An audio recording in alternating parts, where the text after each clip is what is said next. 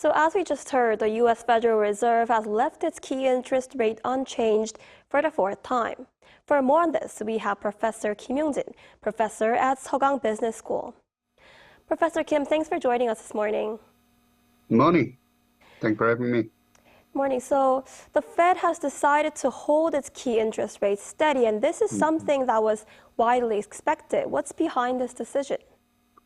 Right. As you mentioned, the Federal Reserve Board kept interest rate steady in a range between 4.25% to 4.5%, where it has been, since last December.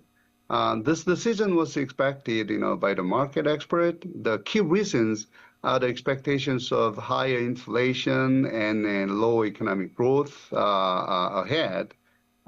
President Trump's tariff policy is being expected to cause serious price increase in the near future, and conflict between Israel and Iran may, push up the oil price, which will cause the economic, downturn, along with the tariff policy, as well as, the price hike in the consumer price. And these factors, directly influence the Fed decision to stay with the same interest rate. I see. And the Fed indicated that it may cut rates twice this year. What does this imply? Yes, they indicated two interest cut this year. Even though the Fed had decided to hold its key interest rate stay this time within this year, it may cut the key interest rate twice due to worries of the economic recession or stagflation. That's the main reason, right? And then even though they are worried about the price hike, due to the tariff policy and Israel and Iran, conflict, but still the worries about the economic recession is a little bit bigger. The numbers, may, give some hints. The Fed revised the forecast for GDP with a decrease of 0.3 percentage point from 1.7% to 1.4%.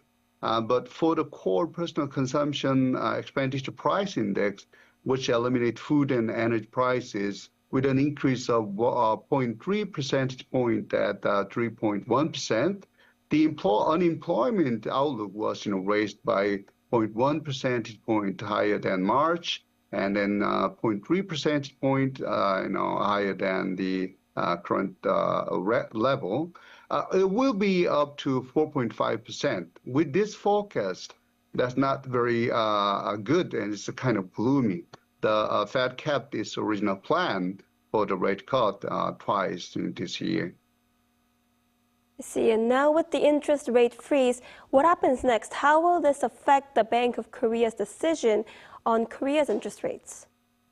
Well, that's nothing much, right? The Fed key interest decision show that the Fed is in the double bind. The President Trump put pressure on, Fed Chair Jerome Powell a lot to cut the rate by 2%. But Mr. Trump's tariff policy may cause big risk of serious increase in the consumer and supply price, and also Israel and Iran conflict, and still the Russia and Ukraine war not settled yet, may throw another big threat to the price management of the Fed. So the Fed will see what will be happening in the next before they make a move to a rate cut next time.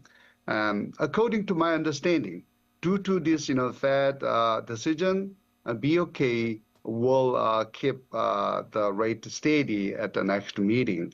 The interest gap between the U.S. and Korea is now 2.0%, which is largest yet. Basically, there's no room for BOK to cut the rate anymore. Right. And how will the Fed's latest decision affect Korean businesses and investors in Korea? Well, the interest rate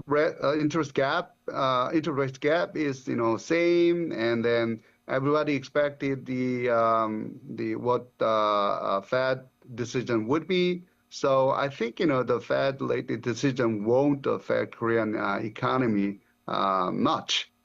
So it is very important to read the economic, projection summary, including in the Federal Reserve Chair Jerome Powell's statement and dot plot, rather than the interest rate cut itself this time. Because, like I mentioned, it was already expected by the market and the information is already reflected on the market activities. However, unfortunately, Jerome Powell did not say much this time. The only thing he mentioned that is the economic uncertainty decreases a little bit, but still there. The impact of tariff policy of President Trump is not yet effective. And to be effective, it'll take time. So what that means,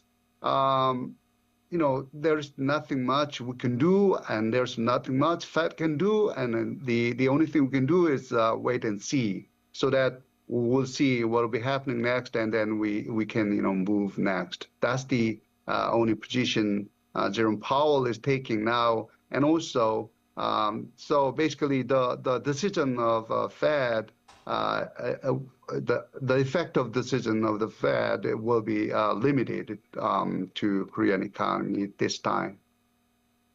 I see. And on tariffs, how do you think the Korean government should approach trade negotiations with the United States to successfully reach a deal before the July deadline? Well, at the G7 meeting in Canada, President Lee Jae-myung, might meet President Donald Trump. Then we may not have no reason, to delay the deadline of July. But I think that's fortunately he could not meet with Mr. Trump because he went back to home. So basically, I don't think the July 8th should be the real deadline for the deal for Korea. So Korea need to negotiate with the U.S. for the deadline. We have our own situation, which will provide good reasons for delaying the talk. We also have several leverages. Korea is one of the strongest alternatives, which is able to replace China in terms of global chain. China is the main target of the trade war of the United States. And we may have to also leverage all the geopolitical factors to delay the negotiation deadline so that we can have some more time to review the result of the negotiation with other countries like China and Japan, especially with China. China is not moving at all. So the U.S. has very big problem, with dealing with China. So we see the result of the negotiation with China of the United States. So probably, we may have some time as we collaborate, with the U.S. government, positively, and our U.S. government may have some, reasons to defer or delay the deadline. So we may have some time, deal with those issues as we see the result of other countries. All right, Professor Kim, thank you so much for your insight today. We appreciate it.